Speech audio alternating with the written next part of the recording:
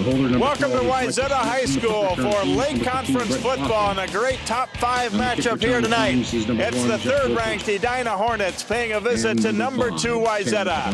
Hi, I'm Jay Wilcox along with Bill Hunstock, and Bill, winter has arrived. I think definitely the temperature is one thing, but the wind is going to be a bit of a factor here tonight as these teams slug it out. Absolutely. It's very blustery tonight. The wind is kicking up 30 miles an hour and more. And it's going to really affect the passing game because the wind is straight down the middle of the field. So it's going to really be you're with the wind or you're against it when you're throwing the football. Edina is having certainly one of the best seasons they've had in quite a while. They've had 6 games. They're 5-1. All 6 of their games really have been against good opponents, and they've all been pretty close games as well. They've definitely been tested against good teams. Yeah, they've played very well. They've become a very consistent team. They've done well offensively. They've played tough defensively, and they haven't backed down to anybody. So they're going to be a tough matchup for Wayzata tonight. I think Coach Boltman and his staff have done a good job of getting their kids together to realize that they have to play together as a team, that it's not 1 or 2 or 3 people that are going to control anything. It's got to be all 11 guys on the field. Wayzata has had 4 games this year, and they are, of course, 4-0, kind of in a custom spot for them, but they definitely had a war with Minnetonka last week. That was a physical football game, 14-0 win for them, and they hope for more of the same as they advance against the rest of the Lake Conference. Right, they're a much more, I think, conservative team. I don't know if I'm using that word wrong, but I think they're more conservative in that they're going to be very disciplined about how they go about their business, particularly on offense. They're going to try to keep the ball on the ground. They're going to try to control the line of scrimmage with their offensive line. Defensively, they fly to the ball. If they can get 6-7 guys to the ball every time, they'll do it, and that's what really wears people out. So I think we'll see a team that's going to be ready to play, but they haven't been pushed like I think Edina can push them tonight. Because of the weather and because of the quality of these defenses, I think offense might be hard to come by tonight. So when we talk key players, we're going to talk about a couple of defensive guys for you, starting with Edina's very disruptive defensive tackle, Deion Norville. Yeah, Deion Norville, there was a nice article in the Star Tribune about him today. He's not a huge guy, 5'10", 280 pounds. He's like a cinder block, but he's got good feet.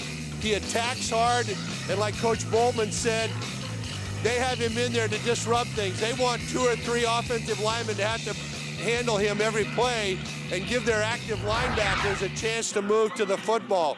If they can disrupt the offensive line, if they can control the line of scrimmage, with Dorval being the leader, they will have a good opportunity to control the field position and things like that. So Dorval's going to be a key tonight. And for Wayzata, Chris Whipson is latest in a long line of great linebackers at this school. Yes, he is. And he's right out of the mold of the guys that we have seen in the past, like Laurinaitis and Becker and those guys. He's a long guy. He's fairly tall. He's active.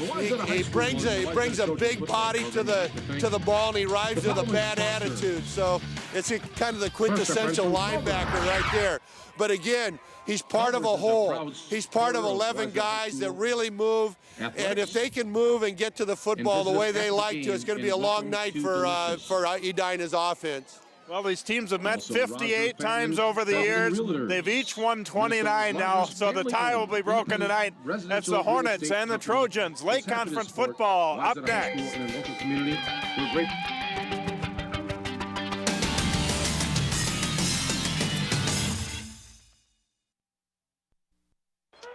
So many kids' activities today seem to leave out the activity part. New research tells us that just getting children to walk an extra 35 minutes a day could spare them the pain of thinning bones later in life. Encourage your kids to get up, get out, and get moving. Hello. Hey, Grandma, how about another grape soda? A public service message on building strong bones for kids from the Pediatric Orthopedic Society of North America and the American Academy of Orthopedic Surgeons.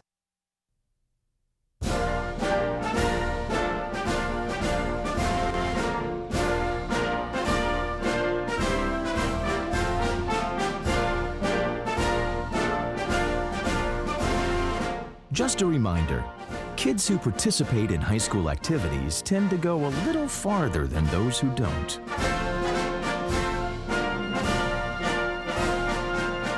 Take part. get set for life.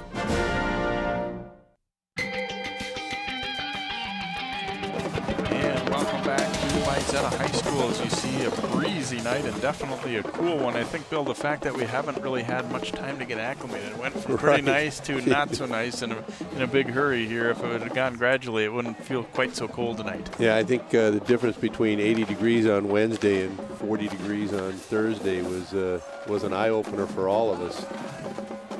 Edina will be kicking off here. Aaron Clifford putting it on the tee, and he will have the wind at his back here, so the chance to pin Wayzata deep is certainly a possibility. Michael Smith and Jeff Borchert drifting back to return here for the Trojans. There is a look at the all-time series, 29 all, but Wayzata's won the last 4. And this one is going to sail into the end zone as we thought it might, and so Wayzata will start on the 20, first down and 10.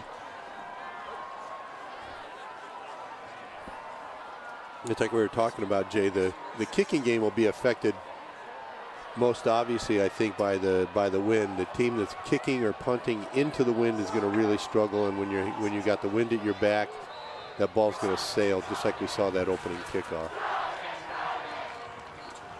So Trojans football, first down and 10 with Reed Pedersen running the show here for Wayzata. Looking to throw on first down now, tucks it and throws on the run, and it is complete. But that one is going to be a loss on the first down play as they get the completion there to Matt Blanchard. Pedersen did a pretty good job to get away from that pressure, but. Right, Dorville put tremendous pressure on Reed Pedersen right from the line of scrimmage, and it was a decent pass and nice catch, but catch for a 4-yard loss. Second and 13, they'll call it here for the Trojans. Handoff going left side and pretty well defended, stacked up that time.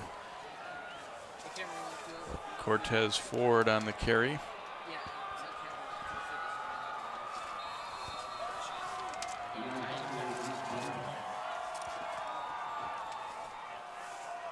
Gain of a yard, maybe 2 on the play.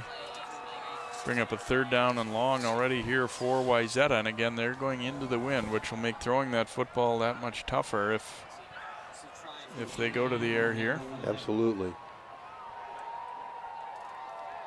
Pedersen's going to turn and hand it off instead, and Edina doing another solid job defensively, flowing to the ball. It comes out late by the official saying it's already been ruled down at this point, but yeah. Good job flowing to that football. It was ruled down at the 21-yard line, so they 3 yards or 3 downs, a gain of 1 yard for the Wayzata offense, and they will be punting into the wind. And return man Marley Allison for Wayzata.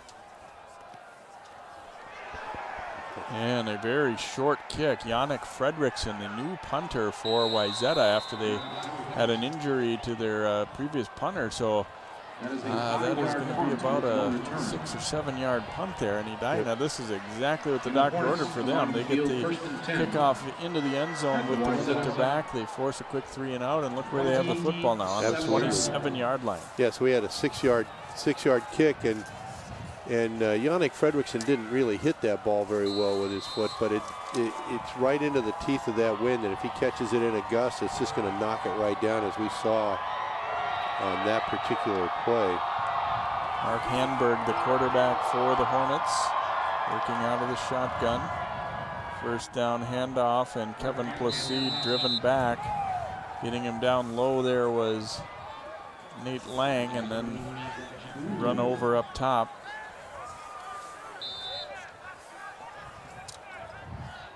Short gain on the play, give him about a yard. Placide by far the leading rusher for the Hornets. Marley Allison, number 5, out wide to the right. Probably the most talented offensive player overall. Very good receiver.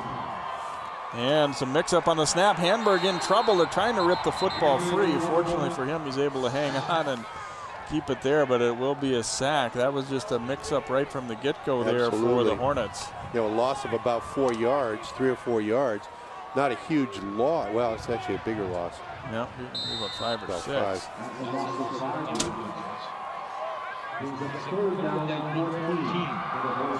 So they are going backward here after forcing that short punt. With 3rd down, about 14 here for the Hornets.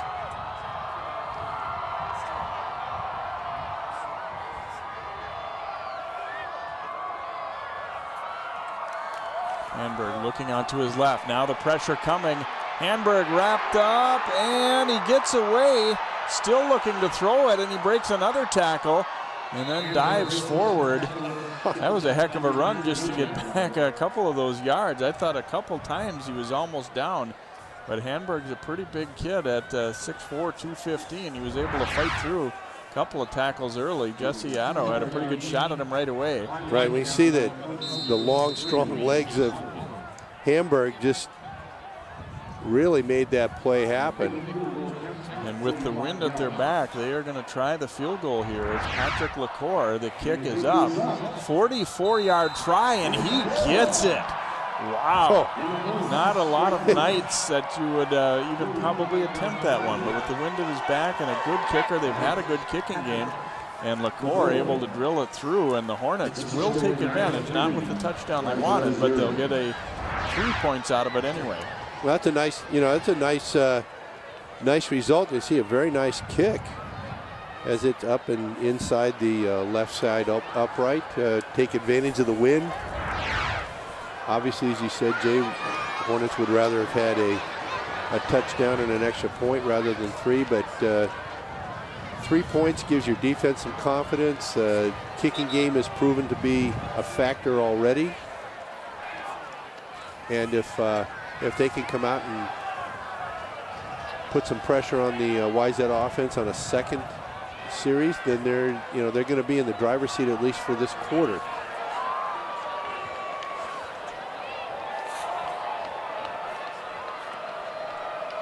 Clifford will kick off again, drove the last one way deep into the end zone. Orchard and Smith waiting back deep. Yeah, if Clifford gets it up in the air, the ball's going to drift right into the end zone, as we saw the last kickoff or the opening kickoff. And he gets plenty of that one again, and about 8 yards deep into the end zone, so no chance for a return again for Wayzata. You always think, let's get the ball first, but on a night like tonight, who has that win first is an issue. And it'll probably be an issue as we get into the second half, is who's going to have the win last. Sometimes you like to have the win in the third quarter and try to make the third quarter your advantage coming out of halftime, particularly on a windy night like this. 3 receivers to the right. Tanner Bedard, the single setback behind Pedersen.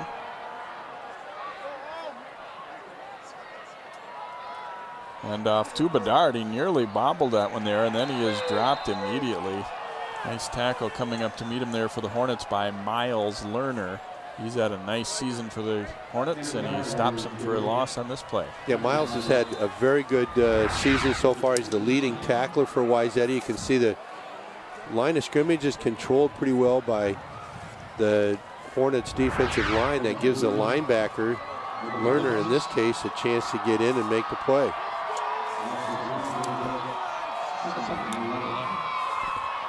And handoff to Bedard again. And boy, it sure looked like there was early movement there, but no call forthcoming, and he'll get just beyond the 20 here, so gains back the yardage lost. There's a look at Brad Anderson, the Trojans coach, and a lot of respect for what Edina has done. I said, I asked the coach if does this look like the best Edina team in a while, and he said absolutely. He has great respect for Coach Boltman and his staff, as well as the team that they put together this year. Pretty veteran group for Edina. A lot of guys who got a quality playing time last year. Pedersen fakes the handoff. Throwing, his arm is hit, and it ends up fluttering out of bounds. getting the pressure for the Hornets that time from the outside. Looked like Colin Ritter might have gotten a piece of Pedersen as he attempted that pass. You will see right here, he got his hand just at the release, and that makes it go like like we say, a duck, and it doesn't. Ball doesn't fly well when he gets whacked like that. It's always a good idea if you're going to have a 4th down to get your punter out there. Brooks Rennie coming on after Fredrickson didn't have much success on the first one. So Rennie will give it a go, and a very low liner. Allison fielded on one hop at the 45, gets past the first man, and look out. Marley Allison down the sideline here and will be thrown out of bounds all the way down inside the 20 at about the 16-yard line. He tried to keep it low, but it got a nice bounce right to Allison. And he's going to make that first guy miss more often than not. Right, and you can see the speed and agility that Allison has as he gets down the field, and that ball was so quick and so low that the kick team, the punting team for Wayzata, didn't have a chance to get into their lanes, and he got the edge pretty good order. Yeah, the hang time there was let's just say not particularly long. There you go. Handoff up the middle. Placide will pick up a couple on the play. And certainly, well, first of all, Rennie didn't even know he was going to be punting, but he saw what happened when you get the ball up in the air. He was trying to keep it low, which is to his credit, but just happened to not take a very good bounce for them. There's a look at Reed Boltman, and he's had a very good coaching career, also a very good player back for you at Augsburg. Yes, he was my captain for 2 years. A very strong defensive player, at outside linebacker, strong safety, and really did a nice job for us. Hanberg looking to throw now, tucks it and runs, and inside the 10 he goes. Brought down for the Trojans there by Drew Greeley.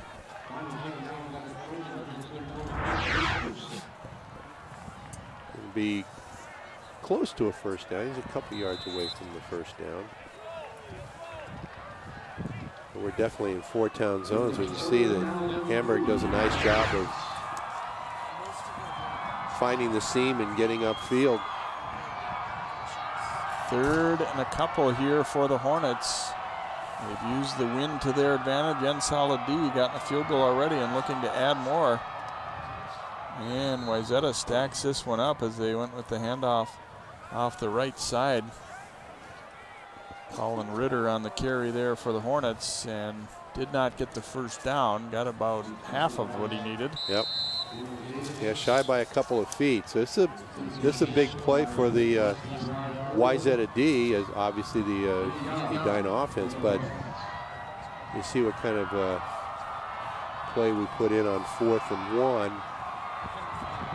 Obviously showed last time they can make a field goal, but they're looking to get. They don't want to settle for 3 this time. I wouldn't be surprised if Hamburg sneaks this. Well, he's going to turn and hand it off, and Ritter looks like he might get it this time. He'll be down to the 5, and we'll have a first down and goal to go for the Hornets.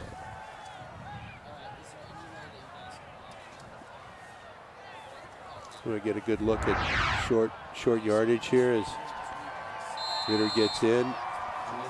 And surprisingly, the defensive linemen for Wayzata are not great big guys. You don't see the 260 and 270 pound guys. You see guys that are smaller and quicker and able to take gaps away from the offensive linemen.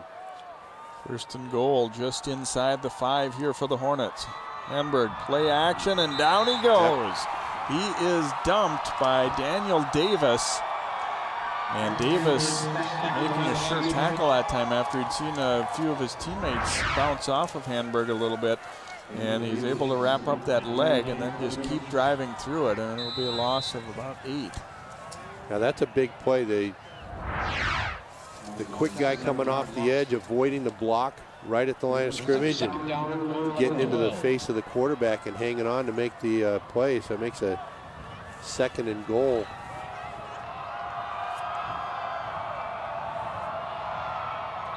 And Allison went on 1 when the count was on 2, as he was 5 yards downfield already. So Hornets will be pushed back 5 more. And there's one of the coach's pet peeves is a wide receiver going offsides. Can't hear the count anyway. Watch the ball. Don't go till the ball goes.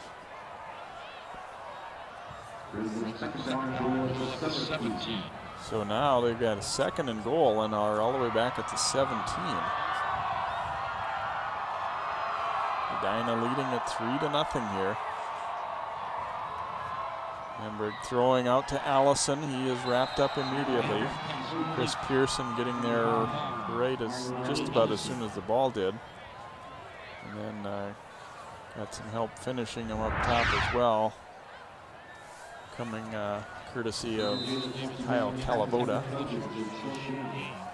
A nice throw and catch, but when you're at 3rd and goal to the 17, getting 3 yards is not a huge help.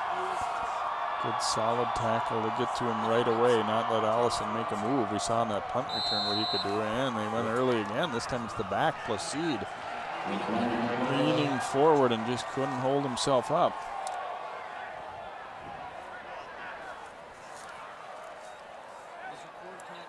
Yeah, this is where you might want to have a little bit more of moving on first sound rather than holding those guys too long on the line of scrimmage.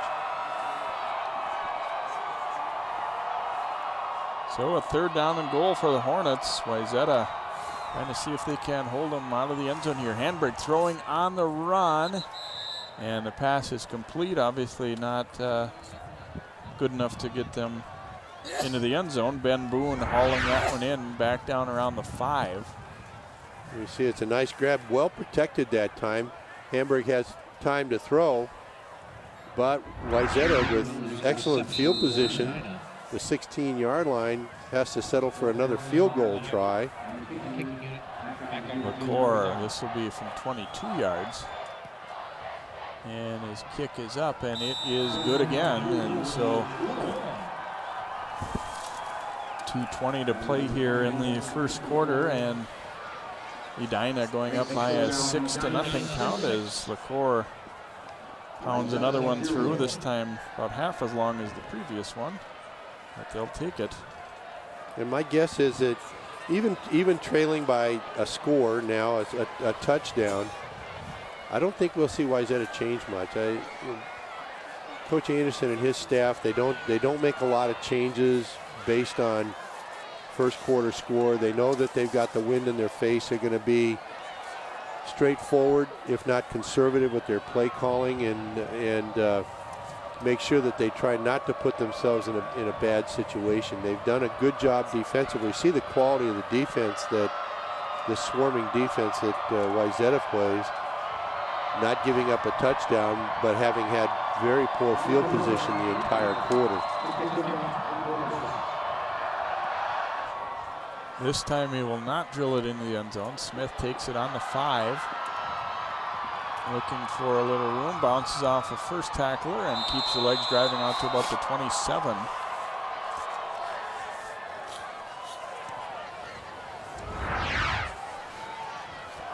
We see a kind of a wobbly kick coming down. Smith is able to control it, get upfield, makes a couple of nice moves. Gets the ball into the best field position that Wayzata has had thus far in the quarter. They're thinking this is pretty great. Yeah. Olmanson in there at quarterback now, and handoff going left side. A flag flies in at the end of this one. Is not much on that gain. Nico Lapizio carrying that one, and it's going to be a low block on the defense actually there. That's an odd call. And Dion Dorville makes a very nice play on that. He gets off the block and gets down the line of scrimmage, makes a very nice play. Actually covered that for no gain.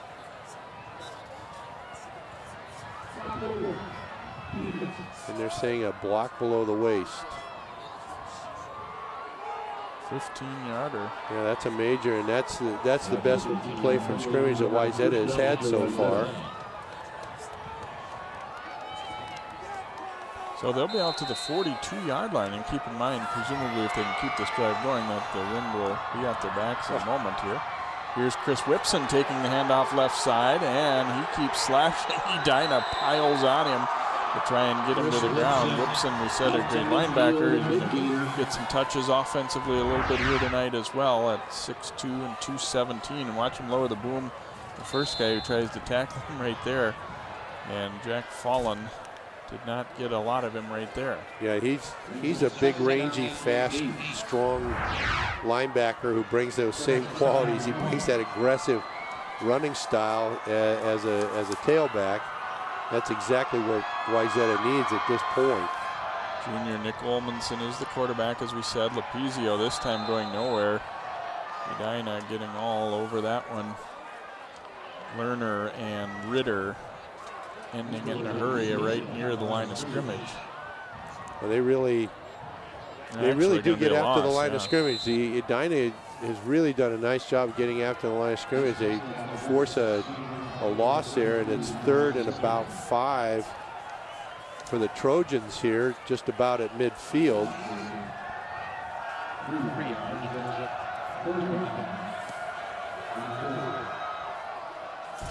High look now, an offset eye behind Olmanson. Going to turn and hand it off. It's Tanner Bedard with the carry this time. Did not get the first down, it doesn't appear. Brought down by Derek Todd for the Hornets. Well, let's see where they spot this. This is going to be a little closer than I first thought. Got a good spot on this from the linesman on this side of the field. It's going to be close, but they are going to measure it. But it looks like it's going to be. It looks like short, maybe it's short, but not by much. Yeah, I think you're right. He got the maximum spot that you could give him on that one there as he kind of dove forward. It was hard to tell though. Maybe he wasn't actually all the way down before that last little lunge. Yeah, we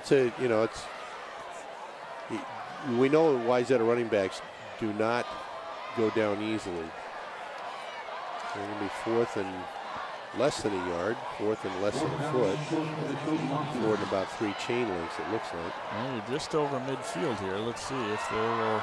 I would suspect they might go for it here. Yeah, I would, without a doubt. Kicking into the wind. Kick into the wind, you're not going to get much.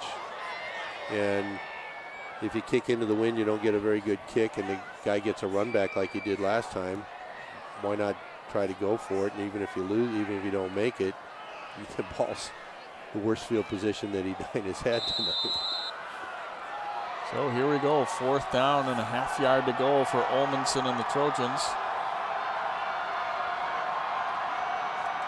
They'll go to Whipson, left side, and well defended. I don't think he got there. No. Hornets are pumped up. Whipson came in with plenty of fight, but knocked down, did not get there. Boy, he hits the hole hard, but the fullback stops in front of him, and that is a pile up right there and forces the turnover on downs at just about the 48-yard line. So a 4th and 6 or 7 inches turns into a 1st and 10 for Edina at their own 48. That's a huge play for the Edina defense. They really got off the ball. They controlled the line of scrimmage. The fullback settled too easily and didn't attack the line of scrimmage. Hanberg handing to Placide up the middle, and a big gap right up the middle of the field. And Placide all the way down to the 20-yard line, a pickup of 32. Outstanding hole. Nice run by Placide as we see him getting upfield, and he just runs straight ahead. Run to the goal line, son. And, he knows he's going to get tackled. He just keeps running for the goal line. Brett Clausen stopping him there. They shifted into a different look as the quarter will come to an end right before that snap. And Wayzata, that for once, didn't seem to be in great position there. So at the end of the first quarter, Edina's pretty well controlled this quarter. A couple field goals at 6-0 Hornets. We'll be back with the second quarter here on 12 Sports. One day these rats were playing in the woods. Well, it's some matches and that's no good. Listen to smoke before you give it a try. Only you. Don't play with matches. Don't play with fire. Cause there's nothing very funny about ripped off life. Nothing very nice. Holy smile. what you desire. Don't play with matches. Don't play with fire. Yeah. Only you can prevent wildfires. Fire. Welcome back to Wayzata High School here as we go to quarter number 2 along with Bill Hunstock. I'm Jay Wilcox. Lake Conference football, and you don't see it too often. A team comes into Wayzata and kind of gets the better of a quarter. Now the Trojans will have the wind at their back, and we'll see if they can get things going a little bit. But Edina with the football here. After that long run, Hamburg fakes, throwing out to Marley Allison. And got by the first tackler, but then he won't get by the rest of that wave because they're able to drag him back. Drew Greeley and crew coming in to see where they're going to spot this one as they pulled him back. Got an official's time here. Allison, I think, had a shoe issue there. He'll pick up a total of about 5 on that one. Was this a quick flanker screen trying to just get Allison, get him the ball in space and get him moving? And on a first down play like that, you'd like to get 5, 6, 7 yards, and that's exactly what they got. That kind of gives you some impetus to continue on second, third down. Obviously, we're in 4 down territory, so. Allison coming into the night had 35 catches for 487 yards, far and away their leader. And you play like that, you like to get him the ball. Obviously, it's a short throw, and then hoping to break some tackles because he's certainly capable of that. So here we go. And he's capable of running away from some people too. Yes, absolutely. Second down, hand off to Placide going right side. And not a whole lot of push there. They'll get a yard, maybe 2. They get it inside the 15-yard line to about the 14. And again, we see it's hard to pick out any 1 or 2 guys on the Wayzata defense that are making a tackle. The linemen are quick. They get across the line of scrimmage in very good order. And then everybody else just swarms to the ball. And they literally will get 5, 6, 7 guys to the ball on almost every play. So running the ball against Wayzata is truly a challenge. And looks like the Hornets are going to use a timeout here. And they indeed will, as they weren't exactly confident in what they had called and how they were lining up there. So important play. They're going to go over and talk things over. You have a returner at quarterback, Hamburg. So veteran, always nice to have. Obviously, you want a guy with ability, but you also want a guy who's been through it, who's played the Eden Prairies, the Wayzata, the teams like that. And by the way, nice ending to the schedule if you're Edina. Well, this week we play Wayzata, the number 2 team in the ranking, and then number 1 Eden Prairie to end the regular season next week. Yeah. But I was thinking of that on the way to the stadium tonight, Bill. You know, you're tempted to say we'll see if Edina's for real tonight, but they've already proven that, I think. Regardless of what happens in the last 2 games, they're a very good football team. Oh, absolutely. And if they can pull out a win over 1 of the 2 teams they play, I mean, they're the 3rd or 4th ranked team in the state right now, and they're playing the number 2 ranked. Next week they got, so the top 3 or 4 teams in the state are in the same conference. It's a very strong conference this year. And with Lakeville North losing last week, it just makes the Lake Conference look that much stronger.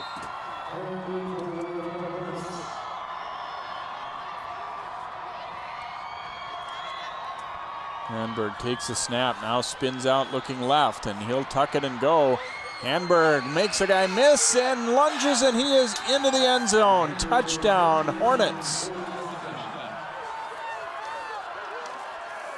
But 2 big plays in that drive. Obviously the touchdown run, and this is very well executed as Hamburg gets out on the flank and makes 2 or 3 guys miss and then powers his way into the end zone for the Edina touchdown. One after attempt for the Hornets. LaCour on to attempt the extra point here for the Hornets.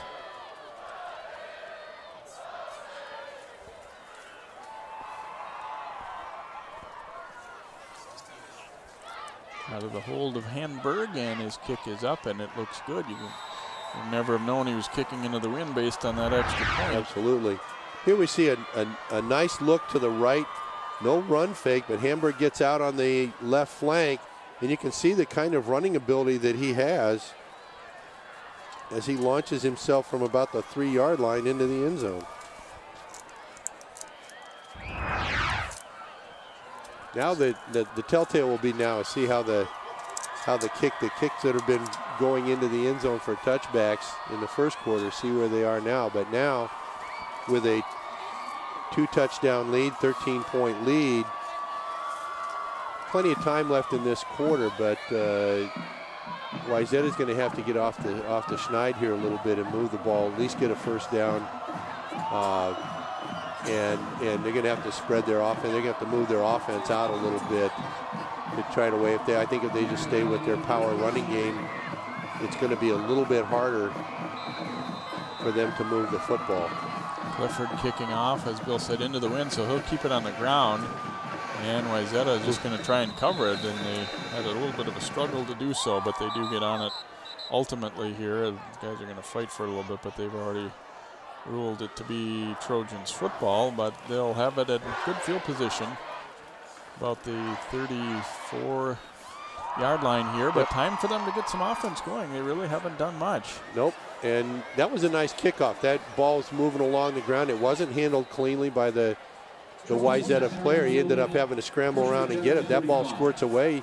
Edina can easily cover it, so that's a good play, and this is a good offensive shot for Wayzata here. Ullman throwing out into the flat. It is complete to Sam Gustafson, but not much doing in terms of a gain. Maybe a yard. And it will bring up second down and long. As Wayzata fans know, it's been over the years they've almost always rotated a second quarterback in. And one of the few teams that I think does that really regularly, year in and year out. So Ullmanson getting some snaps here. He had the last series, and he'll have this series, and then maybe Pedersen later on in the quarter. Gustafson coming in motion. Handoff to Ford, and he is popped. Kept his legs moving. Enabled him to get a little bit there as he was met by Fallon and Lerner. Miles Lerner ranges pretty well. Again, the reason that that Lerner, as the inside or middle linebacker, can move the way he does is that he's getting protection from his defensive line, keeping offensive guards and tight ends off of him so he can range to the football. And that makes a big difference. You can see how it really makes the running game tougher.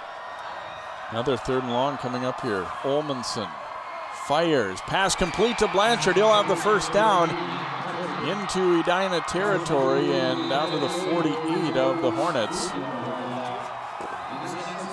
Pickup of 14 on the play, and Wayzata has a first down for the first time. Ullmanson's pass, a nice job. Blanchard does a nice job, and he does a good job weaving his way through the secondary, making some yards after the catch and getting a first down. It's the first ball that's been pushed upfield by the Wayzata offense. So first down from the Hornets, 48. Ullmanson fakes the handoff, now rolling left, flipping it on the run. It's complete to Precker, and he is stood up and driven back hard. Precker will pick up about 8 on the play as Wayzata. Sometimes you get a little bit of rhythm going. Just that one nice completion can get you going. That's all it takes. Yes, and you can see that the play action, they fake the run and they get the tight end out in the flat, even though it's an easy pass. He was actually fairly well defended, but the ball was laid in right where he could catch it on the run, and he turns upfield, gets a nice 8-yard gain. Now you've got the ball moving. Second and a couple. Bedard cutting hard, has the first down. Hornets trying to see if they can't rip that football loose. But Edina, for the first time tonight, giving some ground as another 7 yards ripped off there by Bedard, another first down. And Bedard, right when he gets the ball, he sees it, he's jammed on the right side. He makes a left-hand turn that is outstanding. That was really a nice cut. You don't notice it very much during the play, but he makes an outstanding cut, gets back against the grain, and makes a nice 7-yard gain for his offensive unit. Now from the 33, Olmanson looking to throw. Pass is complete to Borchard.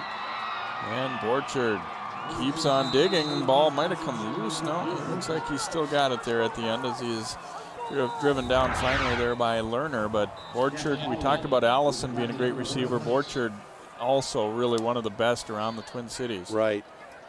And you'll see that he escapes from 2 tacklers after he catches the ball.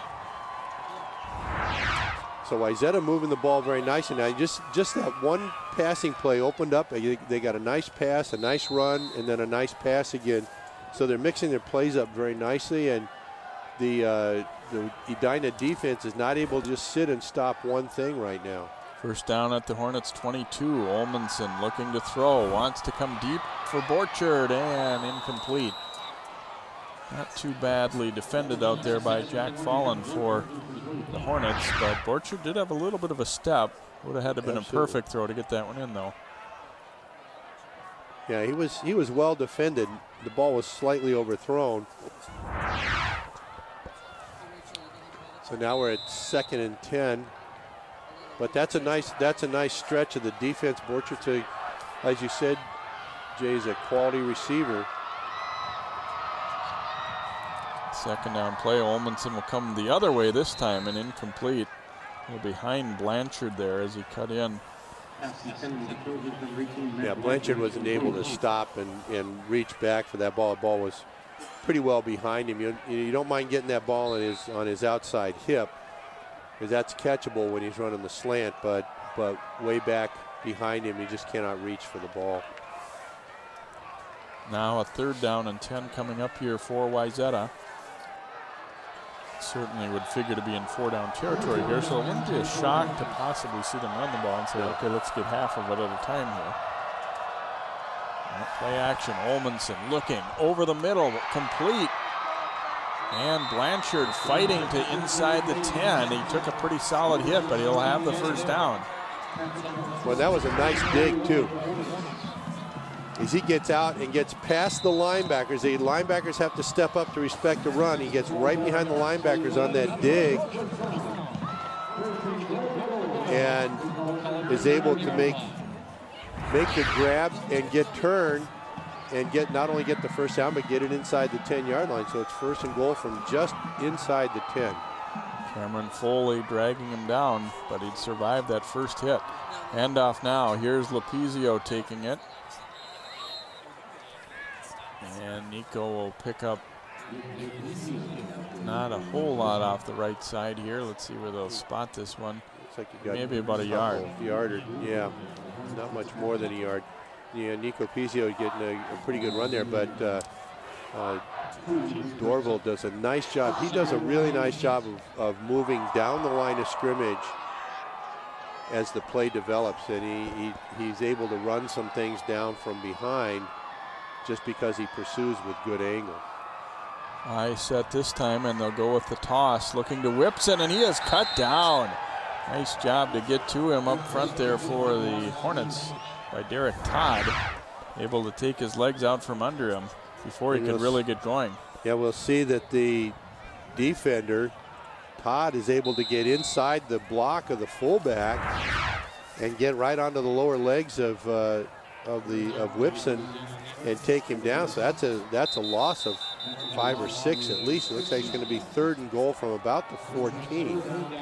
And a timeout going to be taken here by the Trojans, so they trail at 13-0. A nice march going, really their first offense of the night, but now facing a 3rd and goal, as Bill said, now pushed back to the 14. And it's a play where Todd getting there in such a hurry, and he came down low. I doubt Whipson really even could see him by that point, and he just caught his ankle and able to take him down. Great play.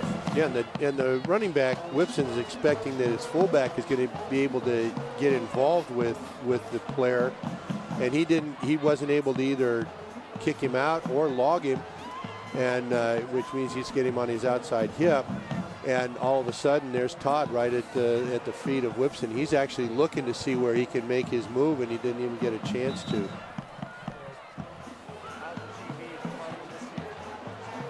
This is a critical play right here, I believe, Jay. You know, third down, 14. It's tough to run the ball in this situation. You got to have a pretty good surge by your offensive line, and there's not a lot of room to throw the ball.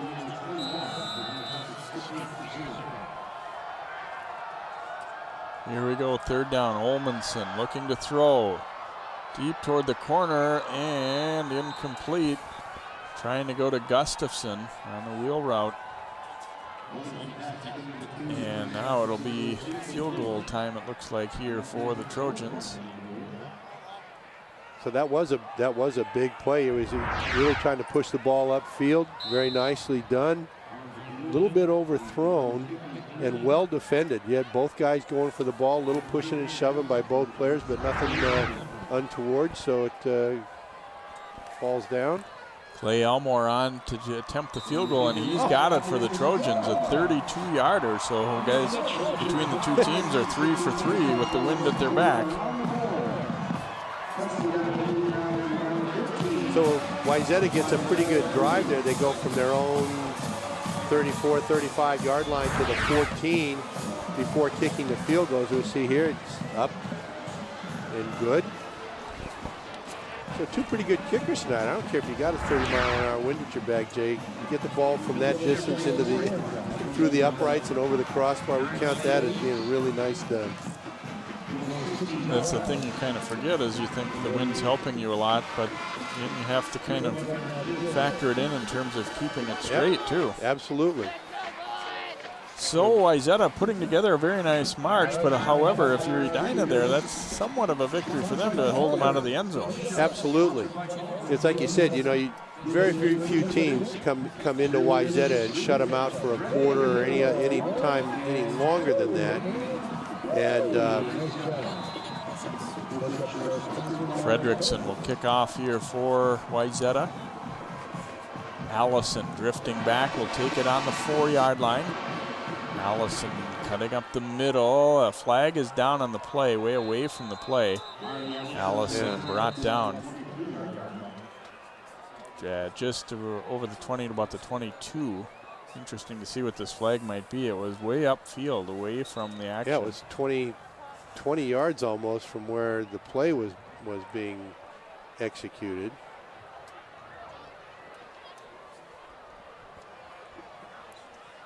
And it's going to be an illegal block in the back on the Hornets. You almost always are going to figure that's going to happen.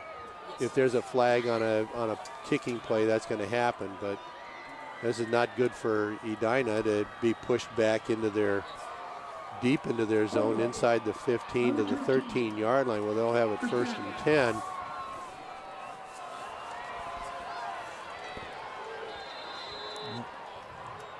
Now you're going against the wind a little bit here. You're pushed back, a little momentum for Wayzata. See if things get a little tighter for Edina to work with here. Go with the handoff, first down play, and Long getting there to make the stop along with Drew Greeley for the Trojans on Placide of the Hornets. He picked up a couple on that play. Of course, Will Long had the 91-yard return of an interception for a touchdown against Minnetonka. Really turned that game last week. Looked like the Skippers might possibly be going in to get a score, and instead it was Long running the other direction. 2nd and long here as Hanberg directs traffic for the Hornets. He'll pitch it out to Placide. And a short gainer there as he falls forward, wrapped up by Nate Lang. One of the things that's the hardest thing to do is to get quickly to the flank of the Wayzata defense. They always defend the flank very well. Thus the touchdown run that was so good by Hanberg. But here we see a quick pitch. You get a gain of about three yards, but still they were not able to get to the flank and make anything really positive out of it. Hanberg firing for Allison as he goes down to get this one. Hey, gonna be close. Very close. I think he might be just short. Yeah. I would have liked to get him the ball where he could keep running. Instead, it was thrown so low that he had to go down and get it. He bounces forward a little bit as he whips, and he's helping out the officials there, saying not enough. It's going to be very close.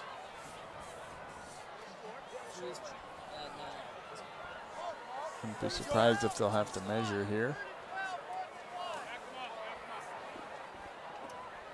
There's some kind of a penalty there at the end. I didn't see the flag go, but the linesman on our side of the field threw a flag after the play was over, and it was a 10-yarder. So, oh no.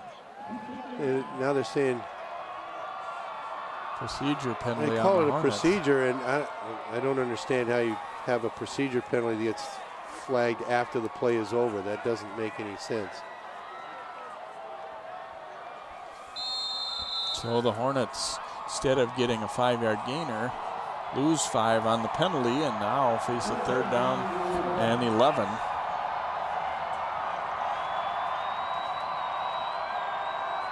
Hanberg under pressure, throws, complete to Allison. Breaks free, and Allison down the sideline. He's forced to cut back and drag down into Wayzata territory at about the 48. Well, there's 40-yard pickup. And there's the pressure on the quarterback. The offensive guy stays with the block. A nice block after the catch.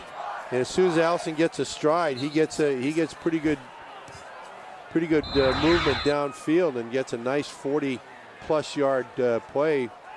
Nice to have on a 3rd and 11. Yeah, now they don't really mind losing that 5-yard completion. No. This one was much better. Good thing Clausen was there, or that one would have been a touchdown. He forced him to cut it back. Placide takes the handoff and is stacked up after a gain of about a yard here. Wayzata really swarming to the football there. Yeah, we use that word a lot, and we have for years and years with the Wayzata defense. And they haven't changed their philosophy, haven't changed how they do things, even with Matt Lombardi leaving a year or so ago. And they really go after the football. But they have to be very disciplined, because with a catch like Allison just had, they can get upfield pretty quickly, and that takes your linebackers right out of the running game, being able to throw the ball. 2nd and long, back to Placide, and they'll pick up a short gainer there. Here we'll see Placide carrying the ball off the left side. Not poorly blocked, but you can see that there's still 3 at 2 yards, 3 yards from the line of scrimmage. There's 3 or 4 blue shirts making the play. So Davis wrapping him up high there, and got help from Nate Lang as well. So 3rd and about 8 coming up here for Edina on the 45 of Wayzata. Late first half. Hornets have played very well and leading on the road here 13-3. Hanberg now stepping up. Turns around and down he goes, all the way back at the 45-yard line as he is rocked. Jesse Addo getting to him.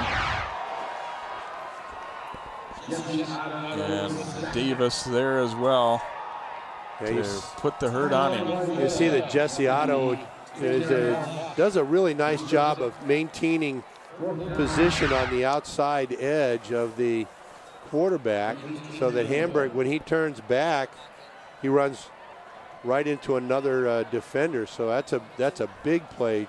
8-yard loss, 9-yard loss for the Wayzata defense. Hanberg's gotten some good scrambling done, but that time just ran out of room, and you could see that the fact that they had one guy on each side, he really basically ended up with nowhere to go at that point. Absolutely, and now with 4th and very long, you're going to be punting from inside your own zone instead of near midfield.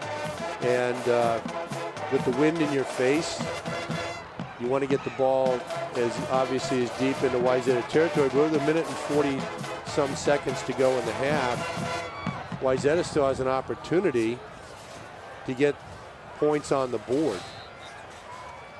Brett Clausen drifting back deep. Allison is the punter for the Hornets. See what effect the wind has on him.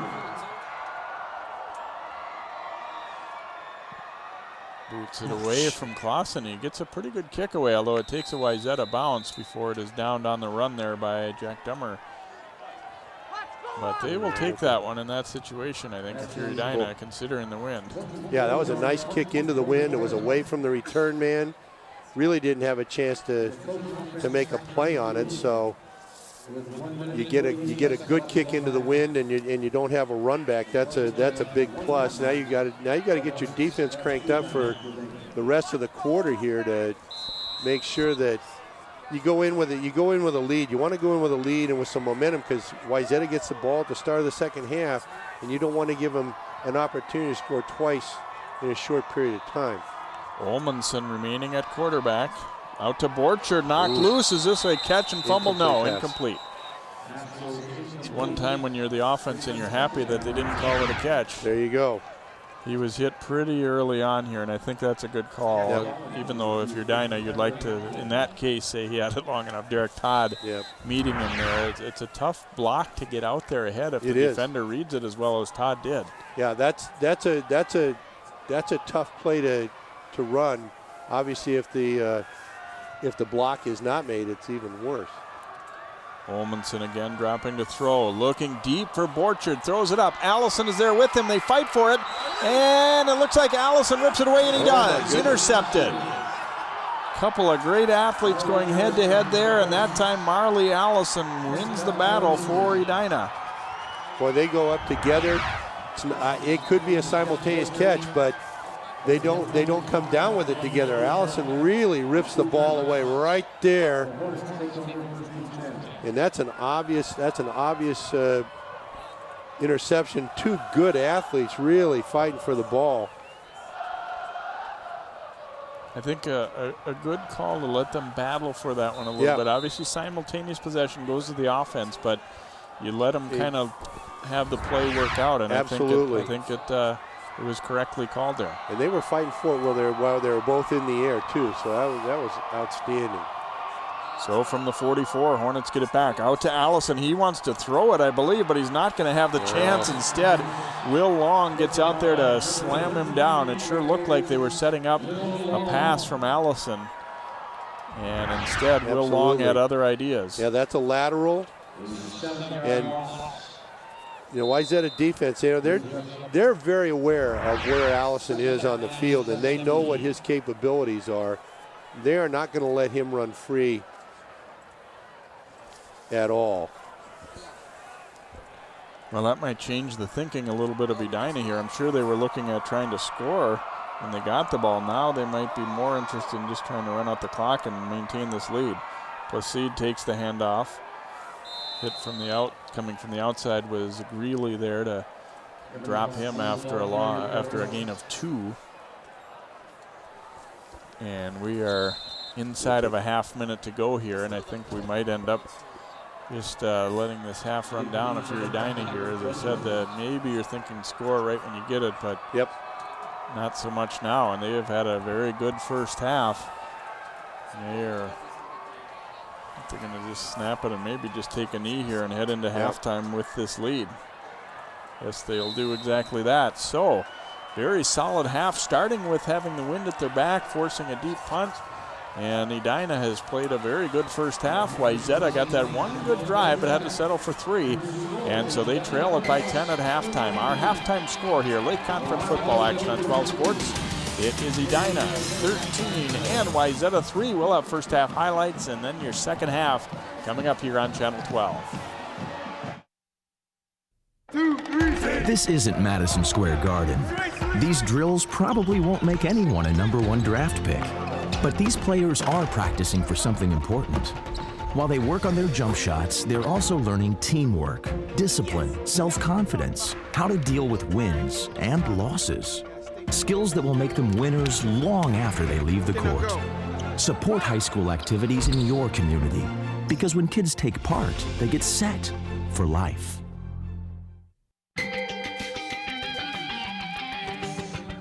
Welcome back here to Wayzata High School. The Trojans trailing Edina at halftime 13-3. A solid defensive performance and offensive, for that matter, for Edina in the first half. We'll take a look at some first half highlights in tonight's football game. Starting with Edina getting the one big running play that the leader team had. Handoff right up the gut, 32-yard gain for the Hornets and Kevin Placide. And here's a nice run by quarterback Hanberg, rolling left, and didn't see much that he liked downfield, so he took off.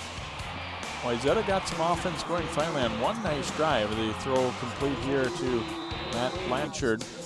They end up getting a field goal out of it after Edina had gotten a couple field goals in the first quarter, and so the teams combined 3 for 3 on field goals. Wayzata going up top to Borchert, but Marley Allison able to rip it away from him here late in that first half to preserve the lead for the Hornets. So, see, they have held the Trojans in check. Not a huge offensive night for Edina either, but certainly better. Just 17 yards rushing for Wayzata, 60 total yards. Edina not been hurt too badly by those penalties so far. But a pretty dominant half in a lot of ways for Edina. Wayzata will try and change that around when the second half begins. 13-3 Hornets. Lake Conference football on 12 Sports continues in just a moment. No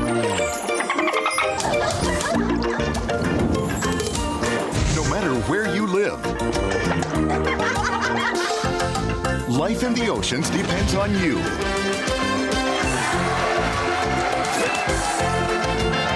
Do your part to keep them clean. Recycle and dispose of trash properly. To learn what you can do, go to keepoceansclean.org. National studies show that students who participate in activities like music, sports, and drama not only have better grades and attendance, but they develop the character to handle adversity,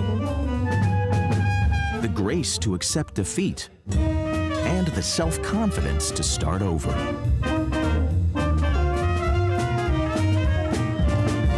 Take part. Get set for life.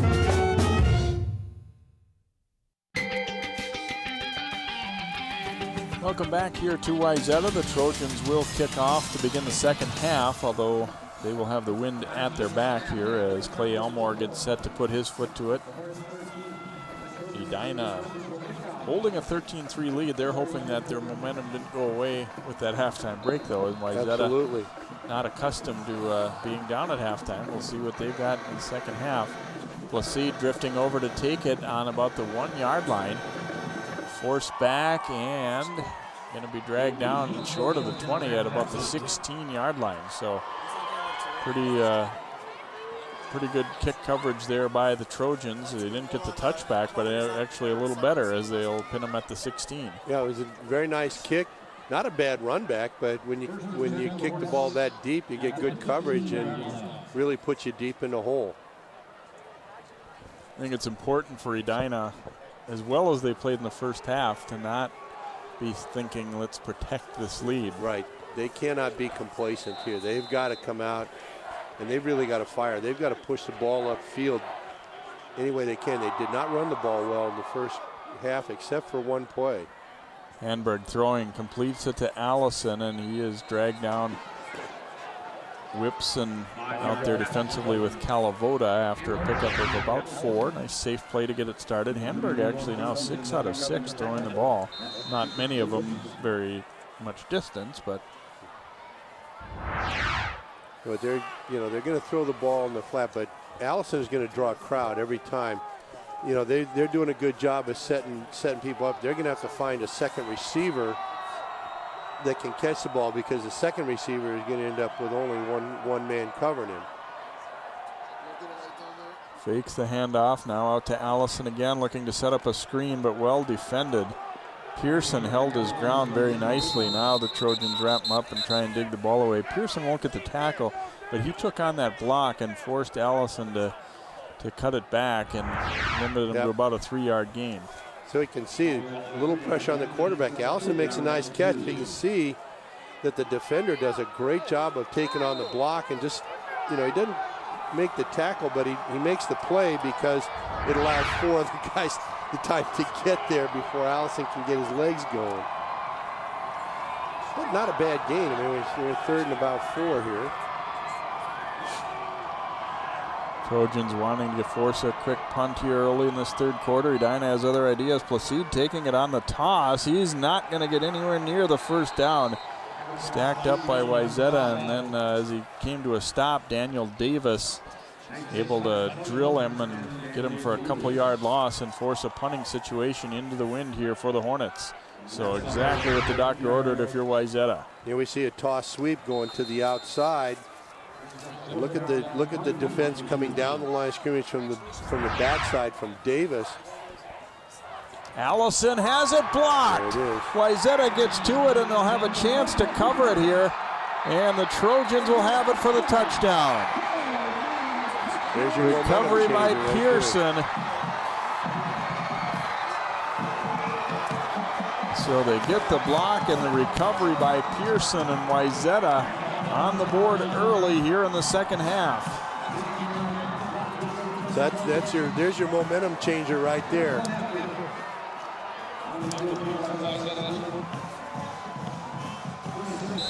You need a holder if you're going to kick it.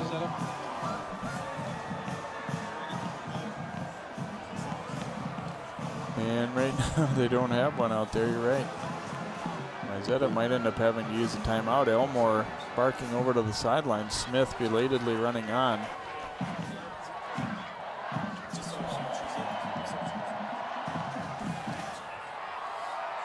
So Wayzata forcing the quick punt, and then they block it, get the touchdown out of it. Elmore booms it through, and just like that, it is 13-10. Boy, they got all the way there. Blocked by Saul. He was right there. No chance to get that kick away. So the quarter starts off exactly the way Wayzata wants it to. Not only a 3 and out, but when your defense scores touchdowns for you, that's huge. They saw that last week against Minnetonka. Now another defensive touchdown here.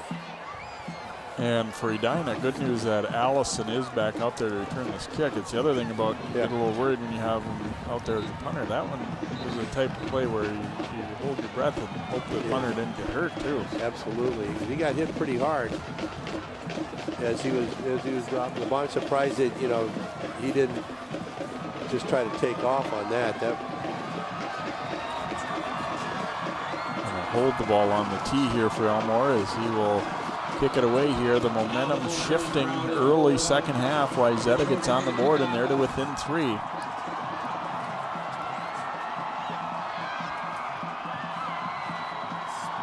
Elmore drilling it deep this time, way deep into the end zone, and no chance for a run back there. The Hornets will start on their 20-yard line, so the team with the wind at their back has kind of seized control of the first quarter with Edina, now 3rd quarter with Wayzata. Yeah, it's been the defensive momentum by both teams. Edina in the first quarter, and now Wayzata having some defensive momentum.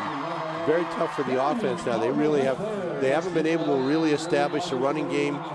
Their passing game has all been short passes, so they're going to have to find out a way to get the ball moving, and they're going to have to put up a couple of first downs here, try to pull Wayzata out of their defense here. Enberg to Placide. Decent hole on the left side, and he will pick up about 5, maybe 6.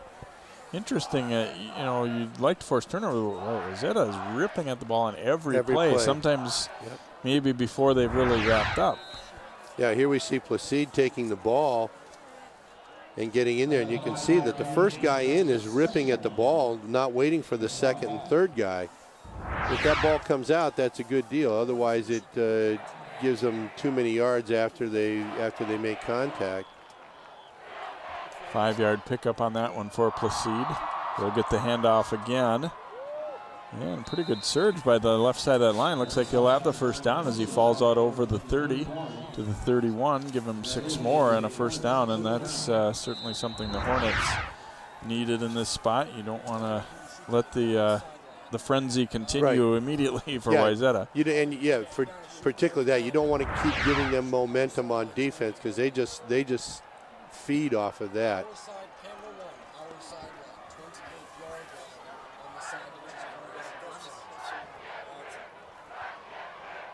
On the 31 here, Hanberg handing off and well defended that time. Whipson getting there after the first contact up top. Yeah, Whipson moving out to the flank and driving in. Yep. We'll see Whipson coming in from our left side to make the play. Doesn't make the tackle, but he forces the running back right back into another player. They go to Placide, and Long makes him immediately, fights away and just has to dive forward. Didn't get back to the line of scrimmage even on that one, as Will Long was untouched. He almost took that handoff. Yep. You know, these guys we've talked about, they're not big. 6 foot, 170-pound defensive lineman. He comes in pretty hard, but if you get between the two blockers, you get between the guard and the tackle, and you hit that seam, you're going to be right in the face of the running back before he can take a step, and that's exactly what happened. 3rd and 9 from their 32 for the Hornets. Hanberg rolling now, in trouble, and Whipson gets there. The ball comes loose, and a scramble. Looks like Edina got back on it. Now we have a flag at the end coming up against Edina, as a late hit's going to be called on the lineman Connor Kavanagh there.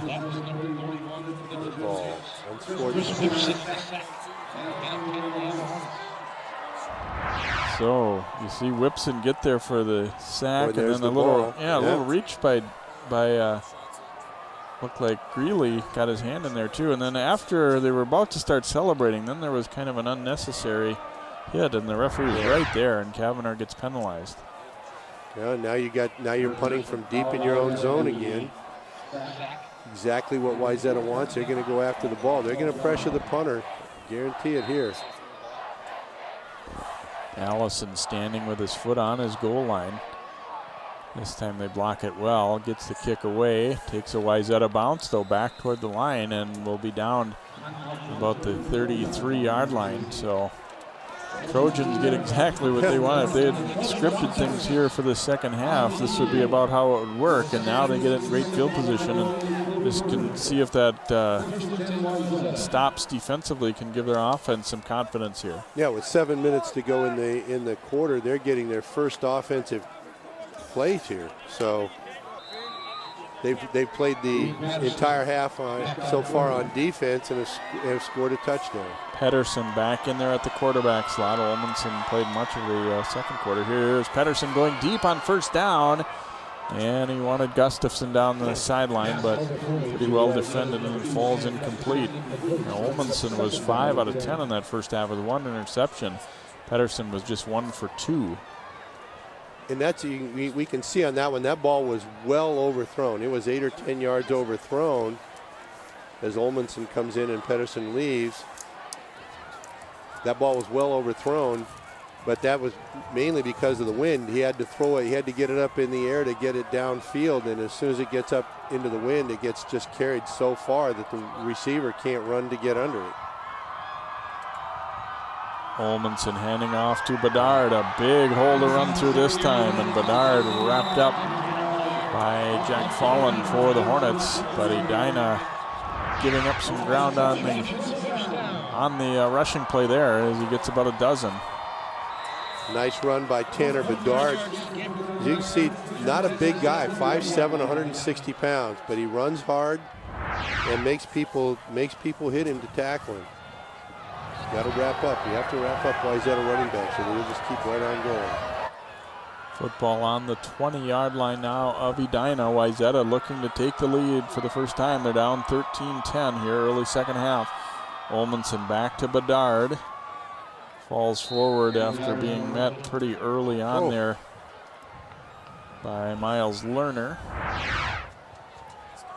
That last little surge will get him a yard as a gain on that one.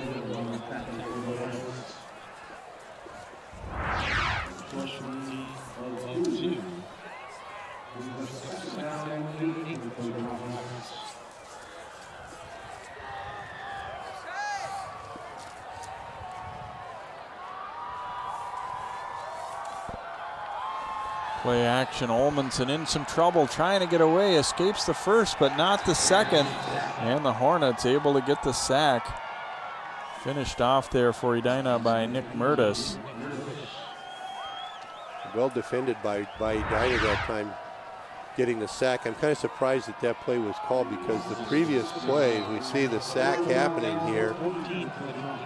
Both those guys were in Olafson's face on the previous play when he handed the ball off to Bedard, and he didn't get a they were waiting for Olmanson as he turned out on that second down. So now we're 3rd and 14. Olmanson dropping to throw. And incomplete, looking for Gustafson. Appeared to have him there and probably would have had that first down. Maybe not a touchdown, but he was certainly available. And again, it's very hard to adjust to throwing the ball with the wind at your back. On a pass like that, you have to keep the ball down. It has to drive with the wind. Clay Elmore is going to try from 42 yards here, and we saw earlier in the game the Hornets, the core was able to do it from this distance and slightly beyond. So with the wind at his back, 42-yard try, and that one is very low right from the get-go and no good.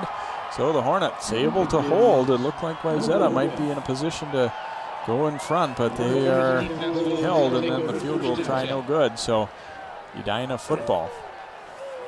Well, that was a big sequence for Edina, getting a couple of incomplete passes and the sack, and forcing the long field goal. Long field goal is iffy no matter what level you're at. High school in particular is very challenging.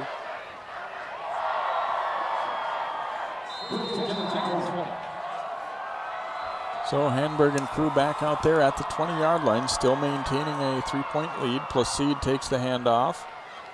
And wrapped up and dropped. Addo able to bring him down after about a 3-yard pickup there. Edina's run the ball well enough to keep some things going, but haven't other, with the exception obviously, as you said, Bill, that 32-yard burst up the middle. Right. But overall, they haven't gotten a lot going. No, and they've, and Hamburg's been sacked a couple of times, and his personal rushing is probably negative or near zero. Placide takes the handoff again and wrapped up and brought down at the just over the 25, or right at the 25-yard line. Yep. Edina is staying with their plan of trying to run the ball inside the tackles with Placide, and it's like you said, Jay, they're doing well enough, but they're not really getting the 3 and 4 yards, 5 yards that you need consistently to make something happen. 3rd and 5. Hanberg firing for Allison. He's got it, but a lot of blue jerseys there. He did his best to get toward that 30, but he's not going to get there. He's going to be about a yard short. I had a feeling they might be looking for number 5 on that one, and Wayzata swarming all over him after he makes the catch. He did a good job of burrowing low to see if he could reach that ball out. But look at how many guys are making the play. There's 6 guys, 6 helmets to the football, and it's just so hard to make that play that you came up a half a yard short. Now you got to punt the ball from inside your own zone again. You're 3 and out. It just gets really tough.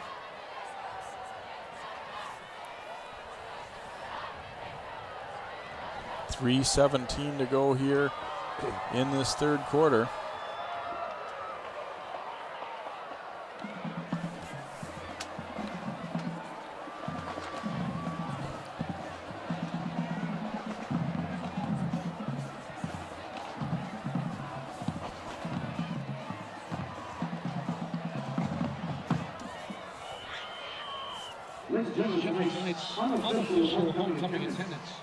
So Wayzata got a big block and got a touchdown out of it here to start this third quarter. We'll see if they come after it again. Brett Clausen waiting back deep for the Trojans. Allison on to punt. Good snap. There was some pressure coming from the outside from Pearson. Clausen calls for and makes a fair catch at his 42-yard line. Number 15, Brett Clausen. A 29-yard punt and no return on that one. So Wayzata is still trailing by 3, but they get the football back here. Settled into a pretty defensive battle here. You can see why these teams have highly regarded defenses here based on what we've seen tonight. Exactly. Both these teams have really played good defense. They get people to the ball, they hit, they make good tackles. Pedersen handing it off to Bedard, and he is wrapped up and driven down, and there is good pursuit by the middle of that Hornets line. Yeah, Dion Dorval again. Watch him coming down the line from his defensive tackle spot. And he just brings Bedard down right now.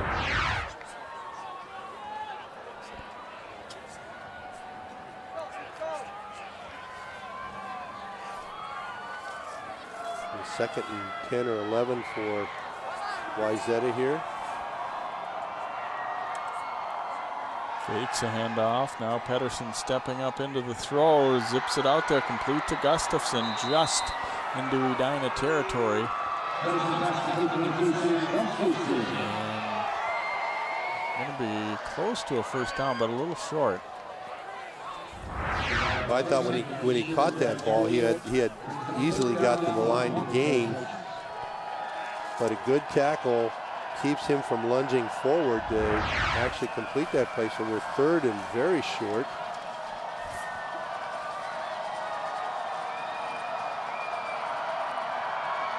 Pedersen faking it. Now going to throw deep downfield. Borchard can't quite get to it.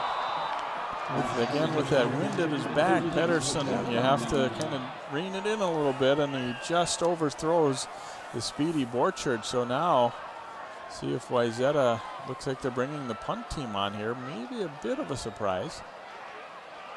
Well, I think they want to play field position. You know, this is what Coach Anderson and his staff want. They want to play field position. They don't want to risk giving Edina anything. Brooks Rennie on to punt. Low bouncing kick. They stay close enough to it, and Allison has to make sure he gets out of the way. And look at it, keep on rolling. Wow, this one's going to end up all the way down near the 1 yard line. That worked out a little better than it would have looked based on that kick there, huh? Yeah, that was basically a 49-yard kick that went 5 yards in the air and 44 yards on the ground. Even when you saw the initial good bounce, I thought, well, maybe it'll get down to about the 15 or so, but it just never stopped. Kept going.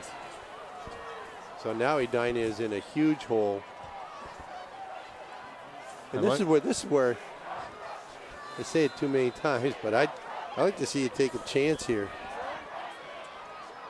Don't let them stack you in there and just try to drive the ball. Spread them out and throw it downfield. Colin Ritter taking the handoff for maybe the first time or one of the first times tonight that Hanberg was under center that time, not going with the shotgun. Ritter, right. They did push the ball forward, but not very much. And an Edina player is shaken up on the play. Looks like it is Ritter himself who slow to get up, about a yard gain or so on that play. Boy, you just want to be careful not to turn it over here too. And this is where running the ball is so hard down here because the defense is going to stack in and they're going to try to take the run completely away from you. And this is where you get a chance to, get somebody spread out, take those corners out, get the safeties loosened up. You run a play action pass, you got a chance of making a play. Long jumping here. Nope, somebody going to be Edina first. Yeah. So it's not going to be a very long penalty. Half the distance here isn't much, but. That's more of a psychological penalty right there.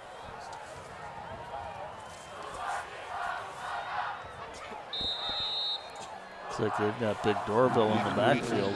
Yep. Lead the way here.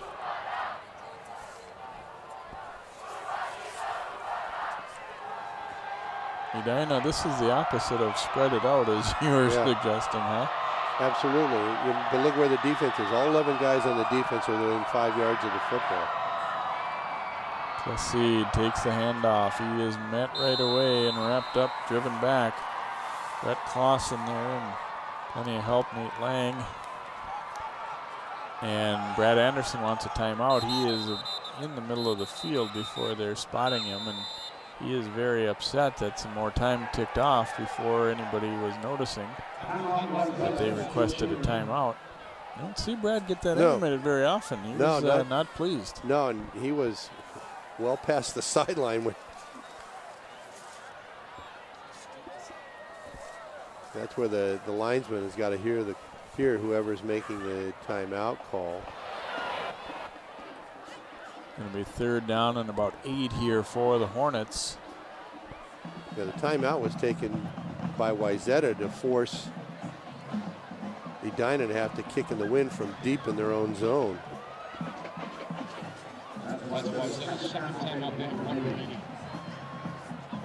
Well, it'll be interesting to see here now. If Edina keeps the ball on the ground here, they're either going to force Wayzata to use another timeout or the quarter will run out. But if they throw it, obviously, and it's incomplete, then they played right into their hands. So this is almost like, right now it's very reminiscent of somebody trying to run whether they're going to run the clock out towards the end of the game, whether they make them use up their final timeout. They make them use up their final timeout, and then playing an entire quarter and then without any timeouts is going to be a challenge. Edina staying with this tight power formation. Does not look like they intend to throw, that's for sure. Enberg giving it off to Placide, off left tackle, and he is brought down hard at about the 5-yard line, maybe the 6. We got a couple yards of room, but Edina is still going to be kicking from 5-6 yards deep into their end zone.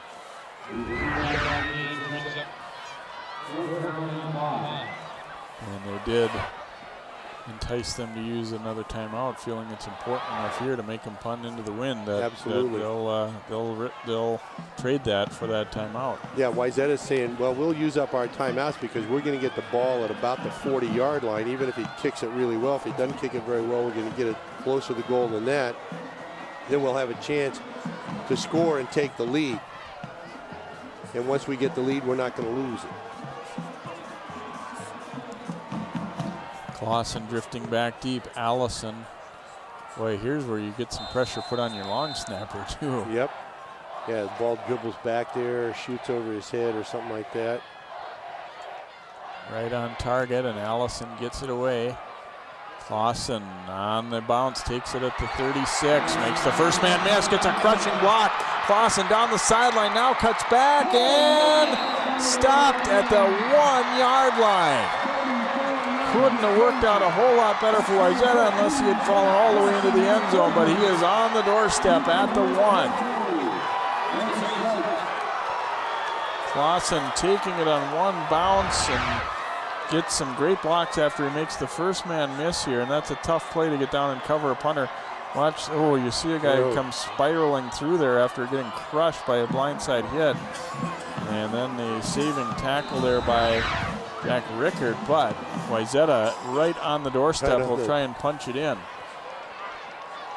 Olmanson, the quarterback, he's going to sneak for it, reaches the ball out a little bit, and he's in. Touchdown Trojans, and they go in front.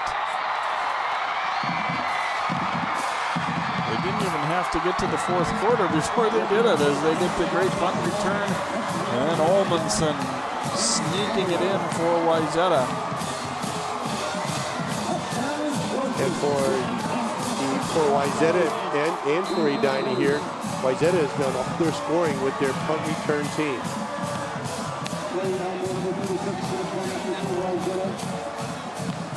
Pretty nice when you get your defense to score 2 touchdowns in 1 quarter for you. Elmore on for the extra point. His kick is up and it's good. And with 8.6 to go here in quarter number 3, Wayzata takes the lead for the first time at 17-13. Here we get a good look at the punt return. Well, once he gets the first guy to miss, that wall is set up and it goes all the way down the field. There's Clausen. Clausen does a nice job of picking up his blockers and seeing where it is. Now we see Wilmanson getting in for the, boy, he just, yeah, that was close. Well played defensively. There was really nothing there for anybody. Just it was so close to the goal line. And we got some weather moving in, it looks like there. Rain/snow falling a little bit. Booted deep, and that'll be a touchback as Placide. Well, here, kind of an overlooked thing, Bill. By scoring before the quarter changed, they're able to pin them deep with that kickoff, whereas otherwise you'd be kicking into the wind. Yeah, absolutely. So the use of the timeouts, the great punt return, as well as the punt block for a touchdown. I mean, really, the Wayzata punt coverage team or punt return team has really done a nice job here in the 3rd quarter. They really have punched Wayzata right back onto the top of this game.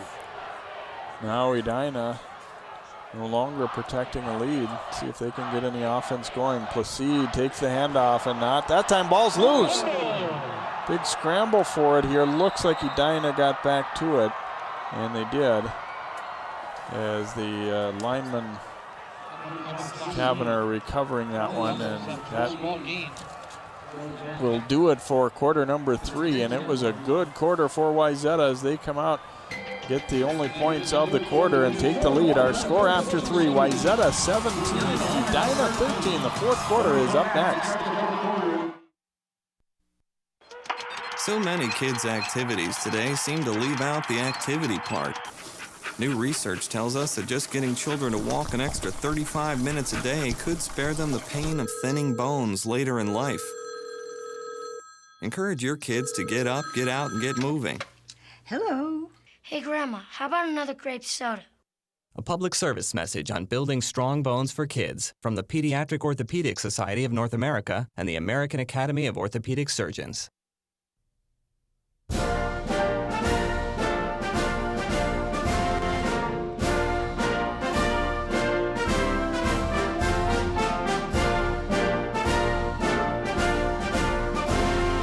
Just a reminder, kids who participate in high school activities tend to go a little farther than those who don't.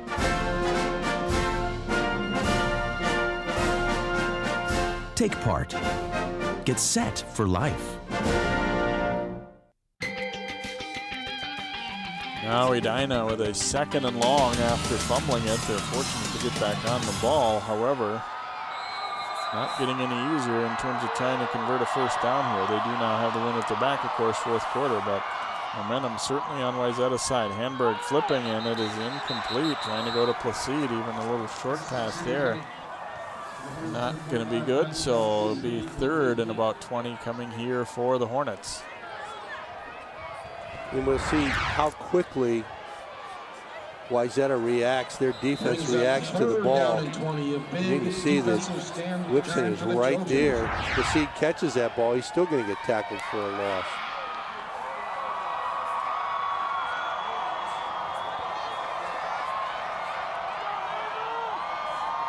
Here we go, 3rd down and 20 Hornets.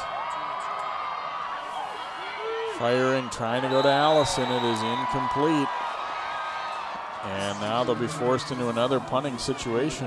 You're starting to get the feeling that Edina is just going to really struggle to get anything going offensively here. Absolutely. I mean, the Wayzata defense is very good at covering up and doing what taking away what the offense wants to do and then reacting to what they've been burned with. Ooh, and he had some pressure coming again. Punt goes into the sideline. They'll see where they'll mark this one. Near midfield, but a little short, I think. Well, maybe not. They're going to give it all the way right to the 50 there. So a good punt of 40 yards and no return. So Allison did a good job. There was a pretty good rush again coming from Saul Eugene there. Absolutely. They're pressuring him every time, and that, you know, he has to take a quick step to get the ball off. And even though he gets a nice punt of 40 yards with no return, the ball's only at the 50-yard line. So once again, Wayzata is in pretty good field position. Edina's defense has to step up and really play on this series right here. Olmanson, the quarterback. Hand off to Bedard. Ooh, and he was wrapped up real high there as the big guy, Dorville, got him up around the head, and you'll bring him down after about a yard gain. Yeah, maybe not even that, half yard. He comes down the line of scrimmage so hard, and once he gets his hands on people, they stay pretty well grabbed. Second and a long 9 here for Wayzata. Back to Bedard they go, and this time some room off left tackle. Bedard brought down around the 40-yard line. Be close to a first down. He got off to the flank there and was able to get around the flank support. He bounced it outside and just had one-on-one. Derek Todd on the stop there for the Hornets. Not quite going to be enough for the first down, but not very far short. 3rd and a half yard coming here for the Trojans.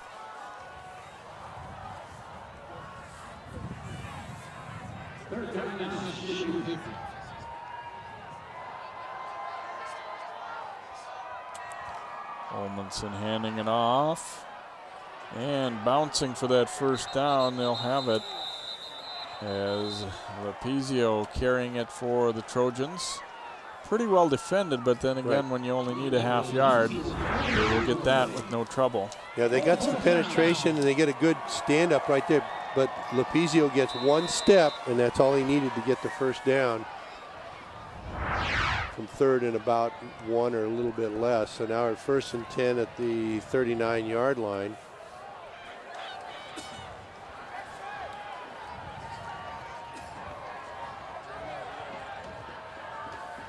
Olmanson to Whipson.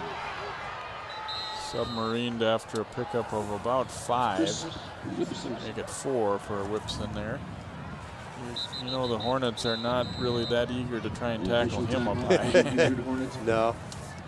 We got a Hornet on the floor there. Looks like somebody's holding a rib cage. Looks like it is Cameron Foley. Foley, one of their leading tacklers as linebacker. He's had 53 tackles so far this year. So haven't really called his name all that much tonight here. He's been involved in a few things, but he's holding his knee.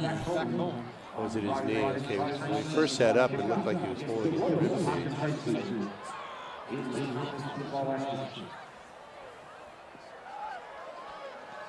And he's going to make his way off. Not seemingly with too much difficulty Pretty here. much under his own power.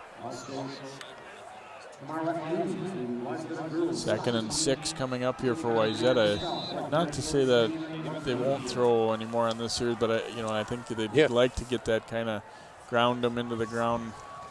Trying to kind of drive here, use up some time, and take away the Hornets' will a little bit here after they've taken the lead. Yeah, I think they're just going to pound the ball at him right here.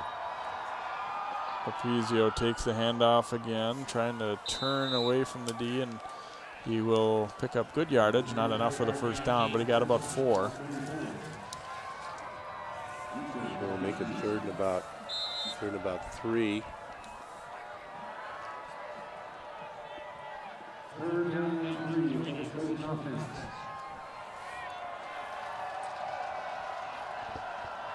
It hasn't been easy for them to get much going offensively all night long. I mean, as you said, Bill, really it's their defense that's really gotten it done. Ooh, and that one was nearly picked off. He tried to go to Blanchard, and getting his hands on it first there was Gabe Johnson. Boy, Johnson really makes a nice reach on this. I thought this ball had a chance of being completed. It was a little behind the receiver.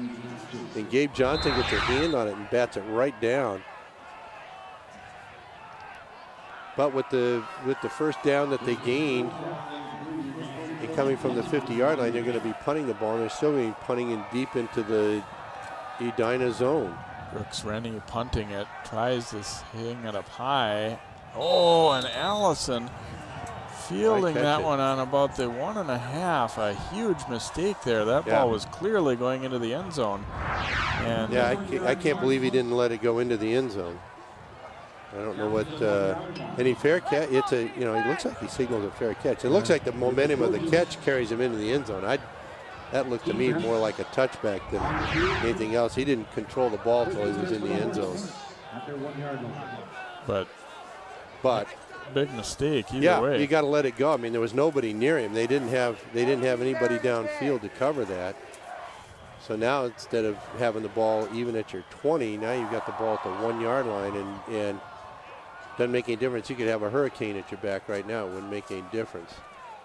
And if you pull your horns in and just run that power formation and try to drive the ball out, you've got to do something to get the ball downfield here. And off up the middle, and not much doing there for Placide. He'll get maybe a couple. Been consistent. I've got him for 4 straight 2-yard runs and 3 before that. That's about what they've been limiting him to. Well, they'll give you 2-3 yards all night long. They just won't give you 6, 7, 10.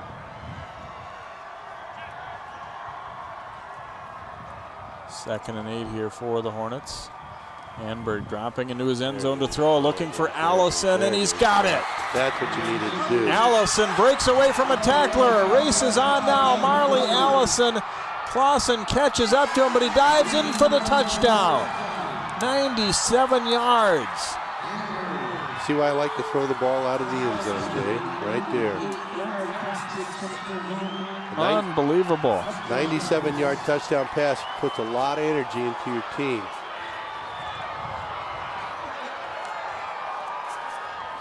Here we'll take a good look at this. Allison does a nice job of getting out and upfield. Hamburg puts the ball the only place where anybody can catch it but him, leads his receiver well, breaks a tackle, and gets it downfield in very good order. Doesn't get wrapped up until he's at the 1 or 2 yard line and is lunged into the end zone for the touchdown.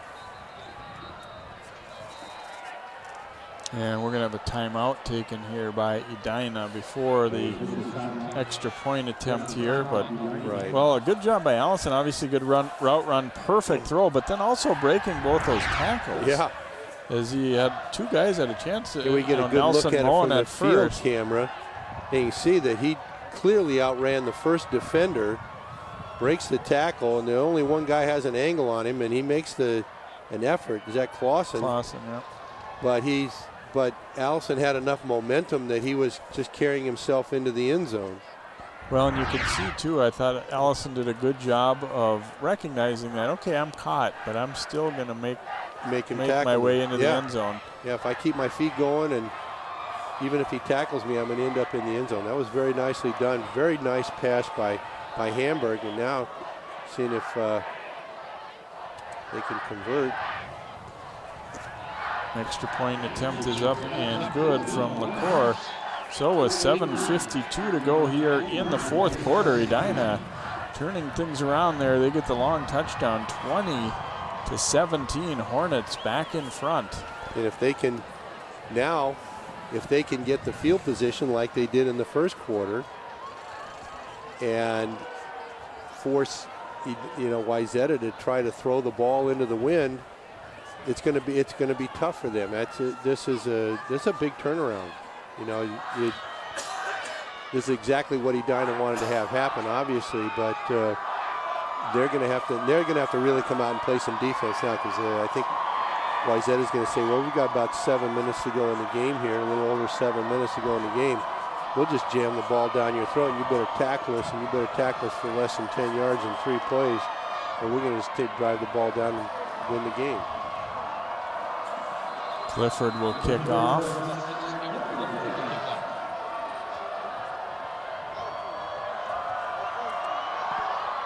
And he goes with a high short one. Borchard will take it about the 9-yard line. And he bounces free. Borchard looked like he was down, and he keeps the legs driving out to about the 37. I think Edina kind of just relaxed for a while and thought they had him. Yeah, well, it looked like he was completely down and stopped right there, and everybody just kind of fell off of him. Borchard does a nice job of getting upfield, getting the ball into very good field position for where they were, and the shorter kickoff gave him the chance. When you kick the ball into the end zone and there's a touchback, you don't get that opportunity.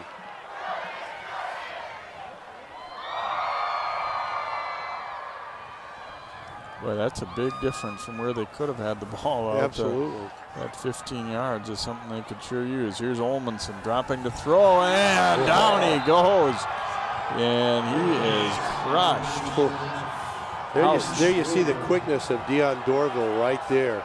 He's in the backfield so quick, and that 285 pounds landing on you probably did not feel real good. That hurt up here. Yeah, that was tough. Yeah, look at how quick, and that's a sure tackle. He runs his chest right into the quarterback and just puts him flat on his back. Handoff. Lapizio trying to break free. That was a painful tackle there, but still a good one by Coleman Foley as he's back out there. Getting back to that previous play too there, Bill, and he kind of drove him down, and in the NFL that probably might have been a flag, which makes me ill to see when they do that, the defensive players will make a good play. Yeah, he drove him into the ground, so what? That's a tackle. Yeah, that was a good tackle. I can see your point there, and the fortunate thing is he didn't pick him up. He just tackled him. He didn't pick him up and then drive him down into the ground. And I think Dorville's strong enough, he might be able to pick somebody up. I would guess. Olmanson throwing, and it's intercepted.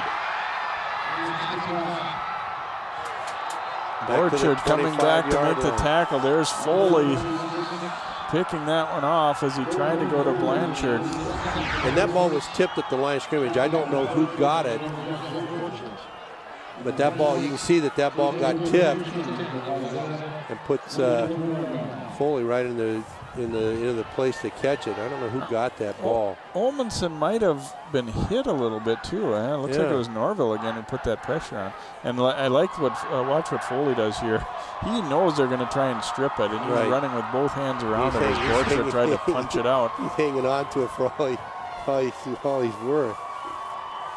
Because that big interception doesn't mean nearly as much if you cough it up at the end of it, and he was going to be sure he didn't. Well, now Edina has things rolling their way. The long touchdown, now they get the pick. About halfway through the fourth quarter, they're up by 3. And they really need to get a score here. Touchdown obviously will give them a huge advantage, but even a field goal will be something. Placide taking that handoff. And we have to remember that Wayzata is out of timeouts. They cannot stop the clock while Edina has the ball. Obviously they can't stop it when they have the ball either, but they can't keep Edina from running 40 seconds every play. But Edina has to get a first down. They've got to drive for a first down here and punch it into the end zone to really seal this thing up. 2nd down and 7 now for the Hornets. Placide takes that handoff, and a nice gap that time. Nate Lang on the stop, but one of the better block plays, really run plays probably of the night for the Hornets. We'll see that Placide hits the seam, keeps his legs going, and gets the first down, gets about 8-9 yards for the first down. That puts the ball 1st and 10 at the 14-yard line. And even if you don't advance the ball anymore, that was a huge play because of the time factor, and also because you could potentially get another field goal. I mean, you don't want that if you're Edina, but that was still an enormous first down to get. Back to Placide. Nice job coming down the line by Daniel Davis. Daniel Davis comes down the line of scrimmage as hard as any outside guy I've seen in a long time. He really plays it well. Gain of 1 on the play. Placide's now lugged it 21 times here tonight.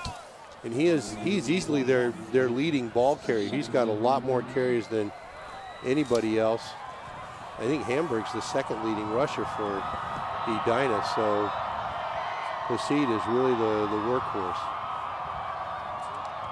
They'll come back to him again, and there's Davis making another play, knifing in there and cutting him down for a loss on that play of about 3. Boy, Davis just knifes inside the blocking tight end there and makes the play. So now we're at 3rd and 12 from about the 16-yard line for Edina. They're going to wait until use a timeout at the end of this play clock here. Yeah, they got Hamburg just standing over there by the official. Probably a pretty good strategy. You don't want to rush yourself up to run this play, but you also want to use as much time as you possibly can, and that's a good strategy there, I think, by the Hornets coaching staff. And Reed Boltman, of course, their head coach, David Sedmak, is their offensive coordinator, and he's Coach Boltman was telling me he's been a long-time coach in Ohio and moved up here, and a guy with a lot of experience, and he felt pretty comfortable saying, our offense is kind of in his hands. Yeah. And that's, this is a tough call here. I think it's good to let the clock run down, take your time out.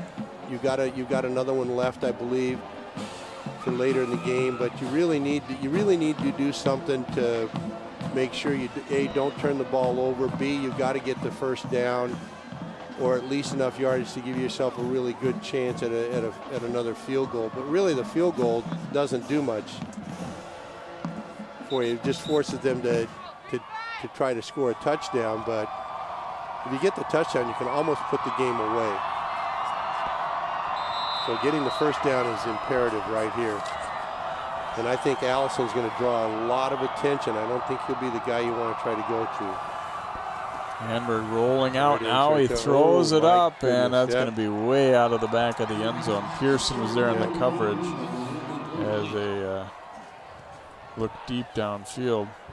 Again, we see the problem with throwing with a high wind at your back. The ball just takes off on the quarterback. He had no chance of making that play. It was Eric Becker, who was listed as a quarterback, but out there as a receiver, 6'4", that they were aiming for there. So they are going to line up for a field goal attempt to be about a 33-yarder. And obviously, again, with the wind and with his leg, LaCour, good. But the problem here is you think about getting a kick blocked. Yeah, and you get you got 3 elements here. Good snap, and his kick, though, is wide to the left. He had plenty of leg on it, but that wind is really whipping.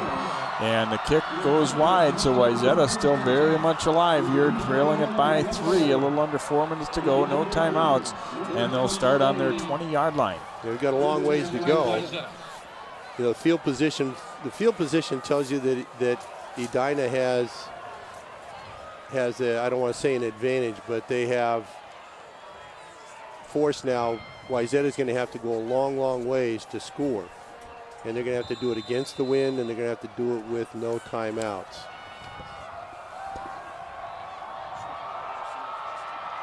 Here we go, first down for the Trojans. Olmanson handing it off on the reverse, and that one's going to go nowhere. Well defended by the Hornets. Nick Murtis getting out there to make the tackle. Boy, both defenses have really protected their flanks well tonight. And we see here Murtis doesn't get fooled by the inside running fake, gets out, makes the play. About a 10-yard loss, so it's going to be 2nd and 20 from the 10-yard line for the Trojans. Smith, the ball carrier, and I think, not a bad call in that spot. It just didn't work out. I think you had to get things spread out, and you can't count on dinking and dunking your way up 80 yards late in the game. Absolutely. And now you're forced to, now you're forced into having to try to throw the ball at some point. Olmanson throws it up, a wounded duck there, and Orchard can't get to it. Olmanson had all kinds of pressure on him there and might have been hit a little as he threw that one, and it was fluttering. Yeah, he was not hit a little, Jay. He was hit a lot, and that ball fluttered. Like you say, that was your old dying quail right there, and forces a 3rd and 20 for Wayzata. Now the only thing about the incomplete pass is it stops the clock. You can see right there. Ooh, hello. You're in a spot now where Wayzata might have a decision to make. Do you punt if you don't get any more yardage, or do you say it's too late in the game, we might not get the ball back? Yeah. Well, I think you have to punt just because of the field position, but you know, it's going to be tough to get 20 yards here. Olmanson under pressure, throwing a little screen, complete, has some blocking. Bedard weaving his way forward, but he's not going to be close to the first down. Out to the 22-yard line. He'll get 13 or maybe 14 on the play. Nice screen play, well executed. Olmanson gets away just before he gets hit, but a nice gain. But when you have 20 to gain and you get 12, you're still left with eight short. And now it's 4th down, and like you said, Jay, they're going to go for it. This is a huge gamble for Wayzata, and they had somebody moving there. Olmanson fires, diving catch. No, Borcher can't come up with it. Ooh. And Edina will take over on downs, and with Wayzata out of timeouts, this could very well have been the play that seals it for the Hornets. Right, this looks like it was going to be a catch, and no, it wiggles through. Orchard trying to lay out. I at first thought he had it. Yeah, I thought that. So the Hornets will take over on Wayzata's 22-yard line. Only 2:10 to go, and Wayzata out of timeouts. And I think you've got to make a play here on 1st and 2nd down. You cannot just kneel down. I don't believe that kneeling down is going to be what you want to do. They'll go to Placide, and he falls forward. Obviously, Wayzata doing their best to take the football away from him there. And exactly. They'll give up about 4 on that first down carry. And I would have no problem with running the ball 3 times here before you know, obviously that's what they're going to do, but you want to get as much clock run out as you possibly can. And we'll see how They seem to be coming to the line a little quicker than you'd need, and then you have to sit in position for a long time. Hamburg waiting. He's watching that official and going to now take the snap. Placide carrying. And carrying a tackler. They're trying to take the football away from him. He's going to get a first down. And now you're at the point, now you can kneel down. You got a minute and 20 some to go, and now you can kneel down because you got 40 seconds every time. Looks like the Hornets are going to break a 4-game losing streak against Wayzata, and we said, well, if people didn't think they were legit for sure, well, they might think so now. As I said, I think they already had kind of passed that, but there's no doubt for Hopkins and Edina and Minnetonka, beating Eden Prairie or Wayzata has been few and far between, and not very easy to do. So this is an enormous win for them. And the enormity of that, obviously, 97-yard touchdown pass. I mean, you just cannot put that into proper perspective in trying to describe what that meant. Not only because Edina was in control of the game, they had the emotional edge, and the Edina kids just came out and made the play. It really took the stuffing out of Wayzata. Wayzata's got no give up in them at all, as we all know. Hamburg looking to the official, just have to snap it one more time, takes a knee, and the Hornets are going to move to 6-1 on the season.